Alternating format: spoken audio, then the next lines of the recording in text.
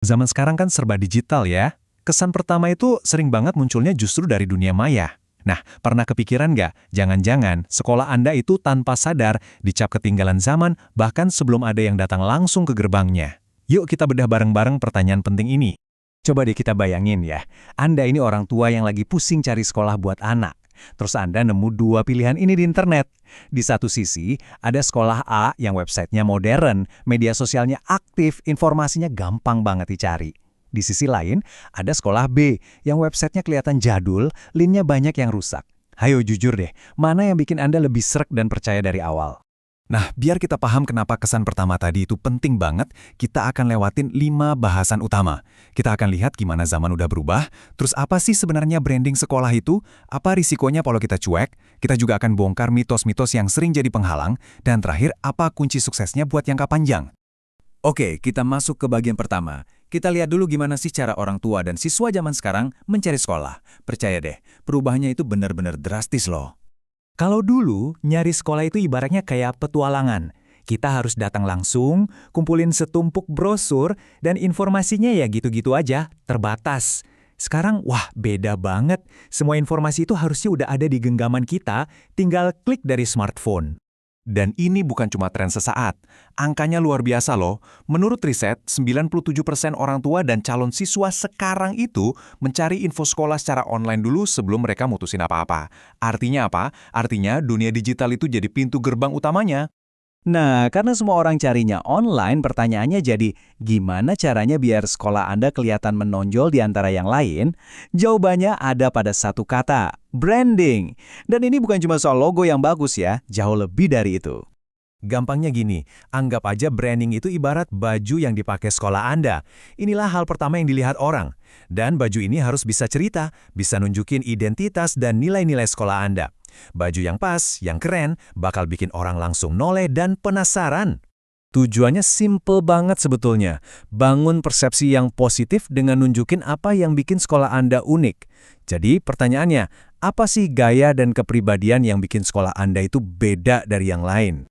Terus gimana kalau sekolah cuek aja sama baju digitalnya? Apa yang terjadi? Nah, ini dia risikonya. Konsekuensinya gede banget. Biaya untuk jadi tak terlihat di era sekarang itu mahal sekali. Ada perumpamaan yang pas banget buat ini. Sekolah tanpa branding itu kayak kapal di tengah laut tapi nggak punya kemudi. Mau sebagus apapun mesinnya, sehebat apapun pendidikannya, kalau nggak ada yang tahu Anda siapa dan mau kemana, ya Anda bakal hilang di telan ombak persaingan. Jadi, risikonya itu nyata banget. Mulai dari kehilangan kepercayaan masyarakat, susah banget dapat siswa baru, jelas ketinggalan sama sekolah lain, sampai akhirnya dukungan dari alumni dan komunitas pun jadi minim. Dan jangan pernah sepelekan soal tampilan ya. Ada studi dari Stanford yang hasilnya, wah, bikin kaget. Ternyata 75% orang itu menilai kredibilitas sebuah lembaga hanya dari desain websitenya. Ya, cuma dari tampilannya aja. Di dunia maya, penampilan itu segalanya. Oke, seringkali sekolah itu ragu memulai branding karena banyak banget mitos yang beredar. Salah paham yang bikin jadi nggak gerak-gerak.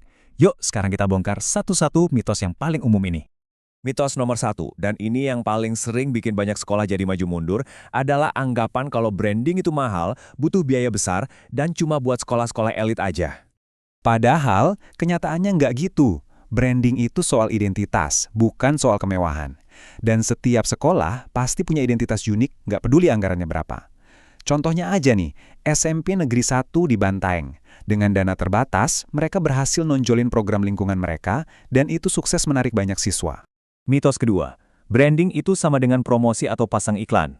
Salah besar. Promosi itu cuma satu bagian kecil aja, ibaratnya cuma satu alat musik dalam sebuah orkestra besar. Branding itu keseluruhannya, harmoninya. Dan buat yang mikir ini ribet, tenang aja. Sebenarnya ada banyak banget tools atau alat yang gampang, murah, bahkan gratis, yang bisa langsung dipakai buat mulai bangun eksistensi digital hari ini juga. Nggak ada alasan lagi buat menunda. Oke, teorinya udah cukup. Sekarang kita lihat bukti nyatanya. Gimana sih dampak luar biasa dari branding yang dikerjakan dengan benar? Ini cerita dari sekolah-sekolah sungguhan. Ada sebuah cerita nih dari sekolah di Jakarta Timur. Dulu terdaftarnya anjlok sampai 40%.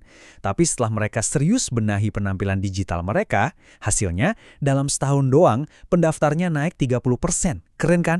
Ada lagi nih sebuah SMP di Yogyakarta. Dulu, sekolah ini dianggap biasa-biasa aja. Tapi mereka pintar, mereka pakai media sosial buat nunjukin keunikan program budaya lokal mereka. Hasilnya, pendaftarnya meroket 50% hanya dalam 2 tahun. Jadi intinya apa? Pesan yang bisa kita ambil jelas banget. Branding yang bagus itu bikin sekolah gampang diingat, jadi kayak magnet buat siswa baru yang berkualitas, reputasinya jadi kuat, dan ujung-ujungnya fokus ke kualitas pendidikan pun jadi lebih baik. Nah, sekarang coba deh kita refleksi sebentar. Tanyakan ini ke institusi Anda masing-masing. Apakah websitenya sudah aktif dan informatif? Media sosialnya gimana? Konsisten nggak? Logonya udah profesional? Dan yang paling penting, nilai unik sekolah Anda itu udah tersampaikan dengan jelas belum? Pada akhirnya, dunia itu udah berubah total. Nggak bisa kita pungkiri lagi. Pertanyaan besarnya cuma satu. Apakah sekolah Anda siap buat ikut berubah bersamanya dan menyambut masa depan?